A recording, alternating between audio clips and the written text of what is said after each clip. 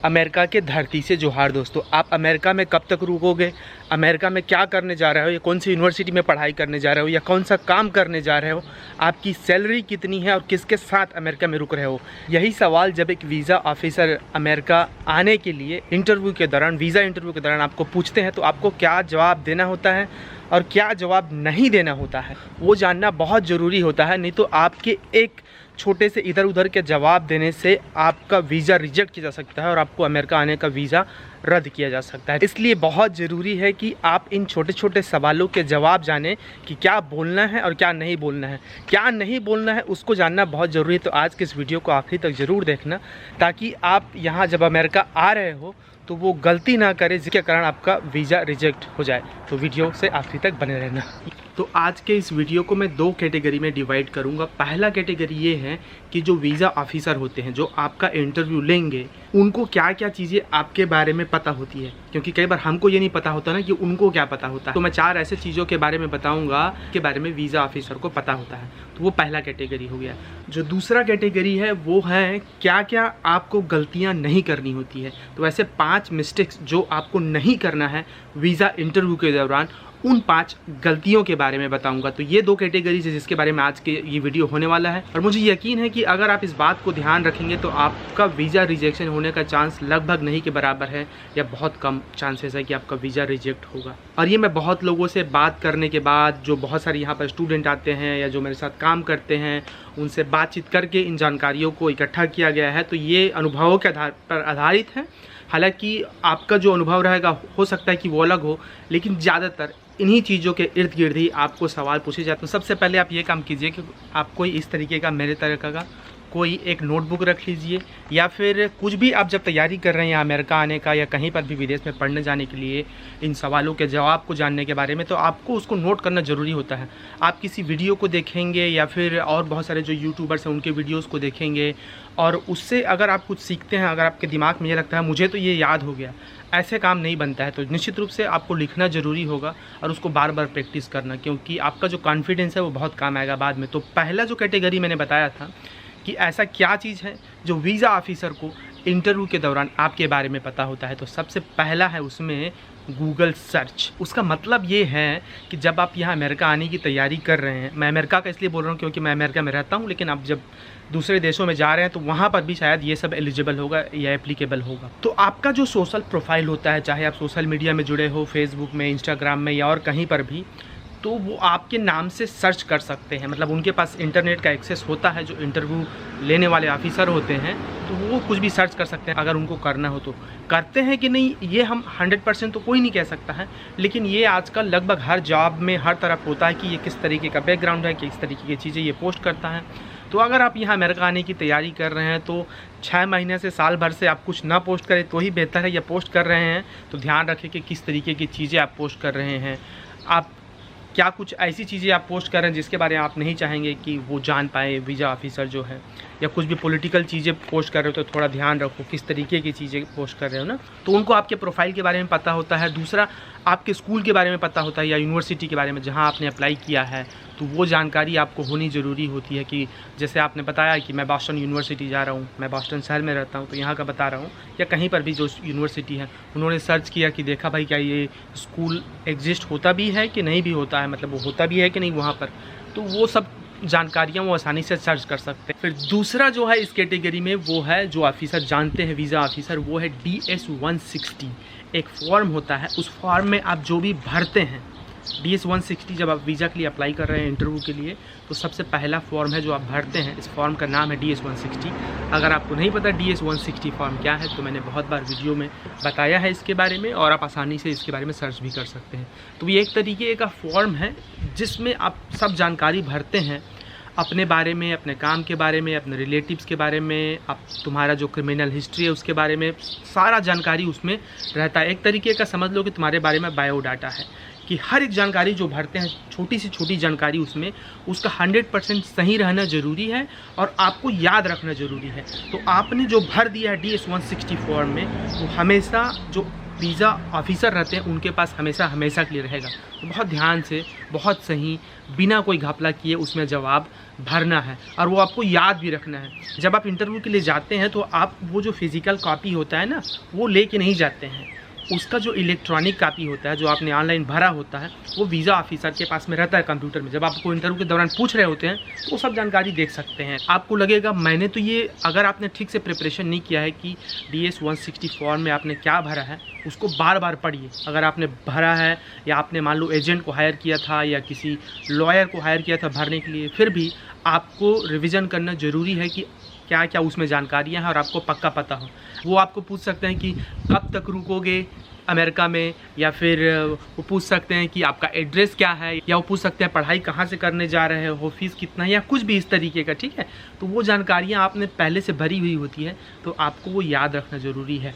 In short, संक्षेप में बात ये है कि DS 160 फॉर्म में जो भी चीज़ें आपने भरी हैं उसको बहुत अच्छे से पढ़ लीजिए, समझ लीजिए और याद कर लीजिए। तीसरा चीज़ जो वीज़ा ऑफिसर है, जो इंटरव्यू ले रहे हैं, उनको पता होता है, वो ये है कि आपका जो क्रिमिनल हिस्ट्री होता है, ये बहुत मायने रखता है, खासकर अमेरिका आने के लिए।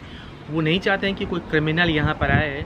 अगर आपने छोटा मोटा भी कुछ, तभी वो पुलिस वेरिफिकेशन भी एक बार जांच होता है कि अगर आपने मान लो छोटा मोटा कुछ क्राइम किया है, उसके आधार पर आपको रिजेक्ट तो नहीं कर सकते हैं, लेकिन मान लो आपने मेंशन किया है उसको DS 160 फॉर्म में या कहीं पर भी, तो जब आप इंटरव्यू के लिए जा रहे हैं तो उनको पता होता है। आप ये मत सोचना कि उन्होंने इग्नोर कर दिया होगा, इसको स्किप कर दिया होगा, ऐसे नहीं होता है। ठीक है, तो वो जब पूछ रहे हैं, मान लो आपका क्रिमिनल कुछ रहा भी है, तो आपको जस्टिफाई करना होता है कि क्यों भाई वो बहुत छोटा सा था, या आपकी थोड़ा सा उसका डिटेल बताना पड़ता है ताकि उनको लगे आप उनको मतलब सेटिस्फाई कर सके अपने जवाब से। तो उसके लिए आपको प्रिपेयर रहना पड़ेगा। अच्छी बात होगी कि आप किसी क्रिमिनल एक्टिविटी में इन्वॉल्व ना हो, लेकिन अगर पहले से कुछ है तो उसको ठीक करने की कोशिश करो और उसका सही जवाब ढूंढने की। फिर चौथी चीज़ जो वीज़ा ऑफिसर को पता होता है इंटरव्यू के दौरान, वो है वीज़ा रिफ्यूज़ल या वीज़ा रिजेक्शन जो आपको पहले हुआ है।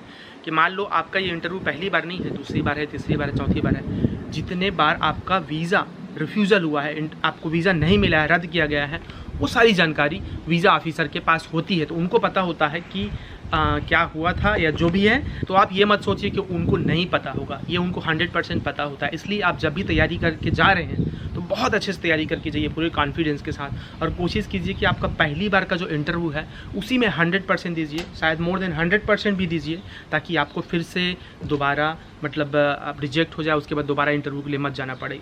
बहुत मुश्किल होता है, हालांकि ऐसा नहीं है कि एक बार रिजेक्ट हो गया तो हमेशा के लिए रिजेक्ट हो गया, फिर आपको उसको जस्टिफाई करना पड़ता है। जब मान लो एक बार रिजेक्ट हो गया, दोबारा जाएंगे तो क्यों रिजेक्ट हुआ था, हालांकि तुम्हारा 4 बार रिजेक्ट होगा, उसके बाद भी तुम्हारा इंटरव्यू लेंगे वो लोग, तुमको पूछेंगे, वो तुमको बराबर मौका देंगे, लेकिन चांसेस कम रहते हैं क्योंकि उनको लगता है कि भाई इसका पहले क्यों रिजेक्ट हुआ है इतनी बार, तो थोड़ा सा शक रहता है ना। वो लोग भी इंसान हैं, तो इंसान हमेशा बायस रहता है किसी न किसी तरीके के चीज़ों को लेकर, इसलिए रिजेक्शन के बारे में उनको पता होता है।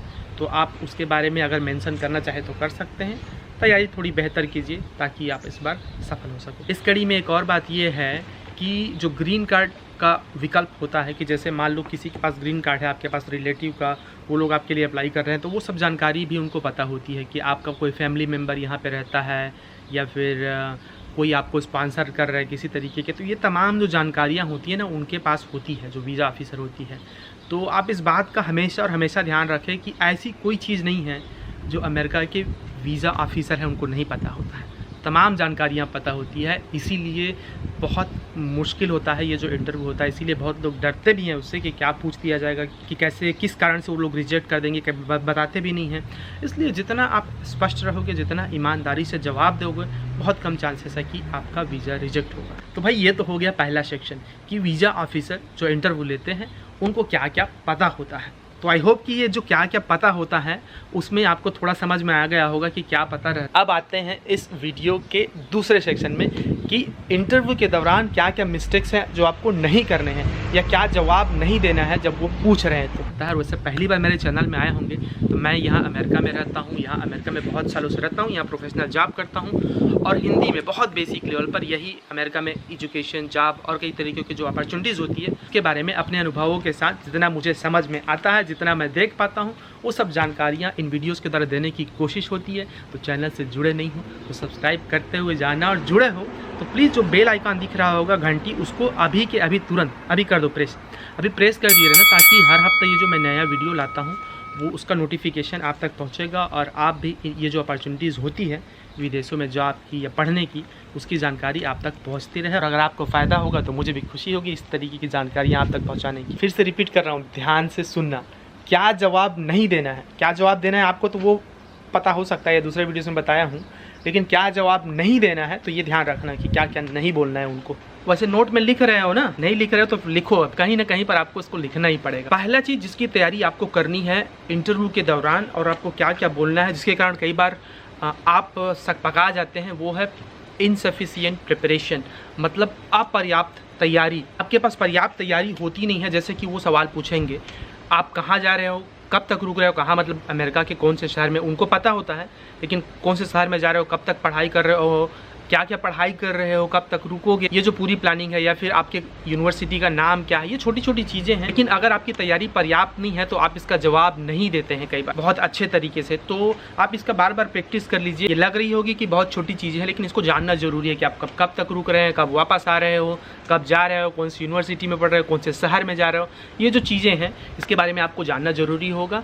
और अगर आपने अभी फॉर्म भर दिया है या भरने वाले हो तो इन चीज़ों को पहले से ही, तभी मैं बोलता हूँ अक्सर अपने वीडियोस में, खासकर जो गांव वाले हैं, छोटे छोटे कस्बे, छोटे शहर वाले हैं, कि वो इन चीज़ों को ध्यान नहीं देते हैं बहुत।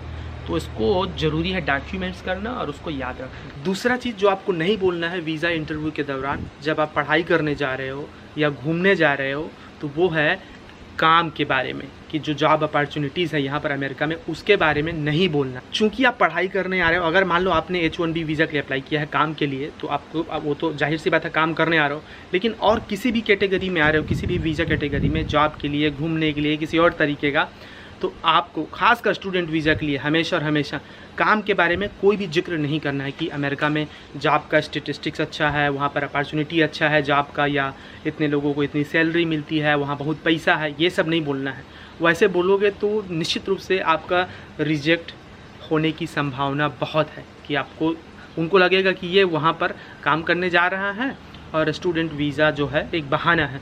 हालांकि ज़्यादातर लोग जो पढ़ने आते हैं वो सिर्फ पढ़ने तो नहीं आ रहे हैं, वो काम करने भी आ रहे हैं, लेकिन आपको ये नहीं बोलना होता है इंटरव्यू के दौरान। हमेशा और हमेशा इस बात का ध्यान रखना, आपको सिर्फ पढ़ाई पे फोकस करना है। अगर पढ़ने आ रहे हो, घूमने आ रहे हो, तो सिर्फ घूमने के बारे में बोलना है कि मैं इतने दिन के लिए यहाँ घूमने जा रहा हूँ, फिर वापस आ जाऊँगा। पढ़ने के लिए आ रहे हो तो बिल्कुल वैसे ही कि 2 महीना 3 महीना या 1 साल 2 साल के लिए मैं पढ़ने जा रहा हूँ, फिर वापस आऊँगा। आपको ये साबित करना होता है कि आप वापस आ रहे हैं। तो जितना ज़्यादा आप ये सबूत दे सकेंगे कि वापस क्यों आ रहे हैं, कब आ रहे हैं, उतना ही बेहतर होगा आपके लिए। फिर तीसरा चीज़ जो है आपको बहुत ध्यान रखना है, वो है कॉन्फिडेंस की कमी होना या कमी को दिखाना। जब वीज़ा ऑफिसर आपको इंटरव्यू के दौरान कुछ पूछते हैं तो ये चीज़ें बहुत होती है, खासकर भारत में, या और जो भी मेरे दर्शक होंगे या जो भी मुझे मेरे वीडियोस को देखते हैं, उनमें से पाकिस्तानी, सऊदी के, नेपाल के भी लोग होते हैं, बांग्लादेश के भी। तो हो सकता है आपके यहाँ भी इसी तरीके की चीज़ें होती हो, मुझे नहीं पता है। लेकिन भारत में ये बहुत होता है कि कॉपी पेस्ट करने का एक दिमाग में भरा हुआ कचड़ा रहता है। मतलब हम बाकी वीडियोस को देखते हैं दूसरे का, या परीक्षा के दौरान भी दूसरे ने जो बोला है वैसे ही हमको बोलना है, दूसरे ने जो किया है वैसे ही हमको करना है। ये हमारे आसपास के समाज में भी होता है ना, कि फलाना ने ऐसे करके पैसा कमाया है तो हमें भी वैसे ही करना है। ये इस इंटरव्यू में नहीं चलेगा। मतलब हो सकता है कि चल जाए कभी कभी, लेकिन अपवाद के स्वरूप। बट ये आपको अवॉइड करना है निश्चित रूप से, कि दूसरे का जो आंसर है वही आंसर आपका नहीं होना चाहिए। वीज़ा ऑफिसर को ये बात पता होता है कि आप किसी चीज़ को देख के बोल रहे हैं या फिर आप अपने से कुछ बोल रहे हैं। हालांकि जो आंसर होगा, कोई पढ़ने जा रहा है यूनिवर्सिटी में, एक ही यूनिवर्सिटी में, तो हो सकता है आंसर लगभग एक सही होना, कुछ नया बात तो नहीं बोला जा सकता उस यूनिवर्सिटी के बारे में, लेकिन फिर भी वो जेन्युइन टाइप का लगना चाहिए कि तुम्हारे बारे में है। ठीक है, कि मान लो उसने आपको पूछा कि टेल मी अबाउट योरसेल्फ, कि आप अपने बारे में थोड़ा बहुत कुछ बताइए, तो आप अपना नाम बताएंगे, क्या करते हैं, कहाँ जा रहे हैं पढ़ने, कब तक पढ़ने जाओगे और कब तक वापस आओगे, और इस पढ़ाई का तुम्हारे जीवन में मतलब क्या है, तुम्हारा बैकग्राउंड क्या रहा है। तो ये ज़रूरी है एक फ्लुएंट हो उसमें ना, ऐसा लगे कि हाँ ये तुम्हारी कहानी है और अपने बारे में इतना बताना तो आना चाहिए किसी को, चाहे अपनी भाषा में आप तैयारी कर ले पहले, फिर उसको इंग्लिश में ट्रांसलेट करें, फिर बार बार उसको प्रयास करें। ऐसा ना हो कि आप कुछ सोच रहे हैं दिमाग से, वो जब सोच रहे हैं ना वो गड़बड़ होता है और वही गड़बड़ी आपको रिजेक्शन की ओर ले जाती है। तो बहुत प्रेशर ना लेके इस बात पर फोकस कीजिए। अगर कोई मुझसे पूछेगा तुम कौन हो, अपने बारे में बताइए, तो मुझे तो मज़ा आना चाहिए ना। अगर मज़ा नहीं आ रहा है तो कुछ ना कुछ गड़बड़ी है मेरे अंदर, चाहे वो इंटरव्यू के लिए हो या किसी और चीज़ के लिए। तो इस पर फोकस कीजिए। थोड़ा कॉन्फिडेंस कैसे दिखते हैं, कैसे लाते हैं, ये ज़्यादा ज़रूरी होता है, बजाय कि आप क्या बोल रहे हैं। फिर से रिपीट कर रहा हूँ, आप कैसे बोल रहे हैं वो इम्पॉर्टेंट होता है, बजाय कि क्या बोल रहे हैं। फिर चौथी चीज़ इस कड़ी में जो वीज़ा ऑफिसर के साथ इंटरव्यू के दौरान अक्सर बार लोग गलतियां करते हैं, बहुत सारे स्टूडेंट्स लोग, वो चौथा चीज़ है फोकसिंग ऑन यूनिवर्सिटी। मतलब किसी एक यूनिवर्सिटी के बारे में फोकस करना। आपको ये नहीं करना है, बिल्कुल नहीं करना है ये। जब आप किसी यूनिवर्सिटी में पढ़ने जा रहे हो, मान लो आप बॉस्टन यूनिवर्सिटी में पढ़ने जा रहे हो, हार्वर्ड में जा रहे हो, MIT में जा रहे हो, या कहीं पर भी पढ़ने जा रहे हो, बर्कली यूनिवर्सिटी में पढ़ने जा रहे हो, जो भी आपका यूनिवर्सिटी है, आपको बार बार ये नहीं फोकस करना है कि वो यूनिवर्सिटी कितना अच्छा है, या कितना आपने वहाँ पर देखा, विकीपीडिया में देखा, गूगल किया, ये यूनिवर्सिटी में ये चीज़ें हैं, आपने पूरा उसको उसी तरीके से बोलने की कोशिश कर रहे हैं। ये आपको नहीं करना है। थोड़ा बहुत आपने बता दिया, हाँ ये इस यूनिवर्सिटी में पढ़ने जा रहे हो। अगर वो बड़ी यूनिवर्सिटी है तो वीज़ा ऑफिसर को पता होता है, नहीं भी पता होता है तो थोड़ा सा बस जिक्र कर सकते हो कहाँ पर है, और रैंक मैटर नहीं करता है बहुत उसका यूनिवर्सिटी का। बस वो नामचीन यूनिवर्सिटी हो कि लोग उसको जानते हो, इतना काफ़ी है। बाकी आपको फोकस करना है प्रोग्राम पे, कि आप किस विषय की पढ़ाई करने जा रहे हैं वहाँ पर और क्या पढ़ने जा रहे हैं, ठीक है। उस प्रोग्राम के बारे में अगर फोकस कर सको जितना ज़्यादा, मान लो आप साइंस पढ़ने आ रहे हो, ठीक है, बायोटेक पढ़ रहे हो, तो बजाय कि उस यूनिवर्सिटी के बारे में बहुत बात करो, आप उस बायोटेक प्रोग्राम जो है उसके बारे में बात कर सकते हो। या आपका जो प्रोफेसर से रिलेशनशिप है, या फिर प्रोफेसर को जानते हो, या फिर प्रोफेसर किस तरीके की पढ़ाई कराता है, या जो स्टूडेंट और ग्रुप हैं, या जो भी और जानकारी है आपको वो दे सकते हो, बजाय कि सिर्फ एक चीज़ यूनिवर्सिटी पे फोकस करना। उसके अंदर का जो प्रोग्राम है, आपका जो विषय स्पेसिफिक विषय है, चाहे आप इंग्लिश पढ़ रहे हो, चाहे हिस्ट्री पढ़ रहे हो, उसके बारे में फोकस करो कि क्यों वो तुम्हारे लिए फ़ायदे का होगा और तुम्हारे करियर के लिए जब वापस आओगे तो इम्पॉर्टेंट है, और कैसे तुम उससे सीख सकते हो, और कैसे वो एक बेहतर प्रोग्राम है बाकी यूनिवर्सिटीज़ की तुलना में। इस तरीके का कुछ बना सकते हो, या और जो भी चीज़ें आप सोच सकते हो, आप इसके बारे में थोड़ा रिसर्च कर सकते हो। और लेकिन यूनिवर्सिटी के नाम पे या सिर्फ एक यूनिवर्सिटी के काम पे ही फोकस नहीं करना है। पाँचवा और आखिरी और बहुत ज़रूरी चीज़ जो आपको वीज़ा इंटरव्यू के दौरान नहीं बोलना है, वैसे अगर आपने चैनल को अभी तक सब्सक्राइब नहीं किया है गाँव वालों, तो सब्सक्राइब कर लिए रहना और बेल आइकन को ज़रूर दबा दे रहना। इस हफ्ते कुछ और वीडियोस आएंगे जो जॉब्स के बारे में भी रहेंगे, और यहाँ अमेरिका के जो वीज़ा इंटरव्यू होते हैं उसके बारे में भी। तो ये जो पाँचवा चीज़ है जिसका मिस्टेक नहीं करना है वो है not to give too much information. उसका मतलब ये है कि आपको जितना पूछा जा रहा है आप उतना ही जवाब दें। ये भी कई बार ना हमारा एक कल्चर में होता है, खासकर जो इंडियन लोग हैं उनके कल्चर में, कि जितना पूछते हैं उतना बताते नहीं हैं, और कई बार इतना ज़्यादा बता देते हैं कि आपको कहीं का पता पूछा जा रहा है वो 10 इधर उधर का चक्कर लगा देंगे। ऐसे नहीं करना है, आपको जितना पूछा जा रहा है उतना ही जवाब देना है। ये बहुत बहुत बहुत ज़रूरी है, जितना मैं बोलूँ उससे भी ज़्यादा ज़रूरी है कि अगर वो आपको पूछ रहे हैं कि आप कहाँ पढ़ने जा रहे हो, तो आपको उतना ही जानकारी देना है कि मैं बॉस्टन यूनिवर्सिटी में खाने विषय की पढ़ाई करने जा रहा हूँ, ठीक है, इतना बोलना है। वो फिर आप पूछने दें उनको, थोड़ा पॉज कीजिए, थोड़ा विराम दीजिए, अपने आप को सांस लीजिए, अच्छे चीज़ों के बारे में सोचते रहिए और उनको सवाल पूछने दो। उसने बोला कि क्या तुमने कभी कोई क्रिमिनल चीज़ किया है अपने लाइफ में, बोलो नो, उसके आगे पीछे नहीं बोलना है। तुमने नहीं, एक बार शायद मैंने किया था या नहीं किया था, ऐसे ये सब नहीं बोलना है, ठीक है। ज़्यादातर चीज़ें यस नो में ही है, जिसका एक्सप्लेनेशन वो पूछ रहे हैं बहुत शॉर्ट में, बहुत कंसाइज तरीके से उसको एक्सप्लेन करना है। बहुत जितना छोटा हो उतना ज़्यादा बेटर है, कम शब्दों में ज़्यादा बेहतर कह पाना। वो कविताओं में होता है अक्सर बार, लेकिन आपको इसको उतारना होगा, ये सीखना होगा, ठीक है। बहुत इन्फॉर्मेशन उनको नहीं देना है, जितना वो पूछ रहे हैं उतना ही दो। जैसे कि वो पूछ रहे हैं कि क्या आपका कोई रिलेटिव रहता है अमेरिका में, तो अगर नहीं रहता है तो ऐसे सोचो मत शायद मेरे एक दोस्त का दोस्त वहाँ रहता है, नहीं रहता है तो नहीं रहता है, ठीक है। No, I don't have any relative in America. तो ऐसे तो जितनी चीज़ें आपको पूछी जा रही है बस उतना ही चीज़ पूछो और उनको और पूछने दो। आपको लगता है कि शायद ये जानकारी भी ज़रूरी है, उनको पूछने दो, आप पहले से मत दो। क्यों उनको जानकारी देना, ठीक है। एक तो आप पहले से इतने स्ट्रेस में हैं, इतने तनाव में हैं, ऊपर से उनको और एक्स्ट्रा जानकारी देके फिर वो पूछ सकते हैं अच्छा ये जानकारी तो आपने अपने DS 160 फॉर्म में नहीं भरा था, ये किधर से आ गया भाई। इसीलिए अगर आप ये ध्यान रख सके कि आप जब फॉर्म भर रहे हैं इंटरव्यू के लिए, कोई भी वीज़ा ऑफिसर को जो भी जानकारी आपने दी है पहले, वो सब आपको याद रहे कि क्या क्या जानकारी वहाँ दी है। और इतने चीज़ों का अगर आपने ध्यान रख लिया तो आपका वीज़ा अप्रूवल होना लगभग तय है। और जब वीज़ा अप्रूवल हो गया तो और कई चीज़ें हैं, उसके बारे में अलग से वीडियो कि उसके बाद क्या होता है, या फिर जब आप यहाँ कभी आते हैं, खासकर बॉस्टन शहर अमेरिका आते हैं और कुछ आपको पूछना है तो वो मुझे कमेंट करके वीडियो में पूछ सकते हैं, आपको और क्या जानना है। बाकी अगर आप बॉस्टन शहर आते हैं तो कोशिश करना मिलने का, या मैसेज करना या कमेंट करना, और मिलकर खुशी होगी। अगर आप बॉस्टन शहर आप आते हैं, यहाँ पर बहुत सारी यूनिवर्सिटीज़ है, बहुत सारे काम की अपॉर्चुनिटीज़ होती है यहाँ पर। तो चलिए फिर आज के वीडियो को यहीं तक रख रहा हूँ दोस्तों। आई होप कि आज की वीडियो में जो बताया उसको आप बहुत ध्यान से सुने होंगे और लिख भी लिए रहना, और जब भी इंटरव्यू के लिए जा रहे हो तो इस बात का ख्याल जरूर रखना। बाकी मिलते हैं अगले वीडियो में अमेरिका के किसी नई जगह को दिखाते हुए और अमेरिका से कुछ और नई जानकारियाँ देते हुए। बहुत शुक्रिया और जोहार।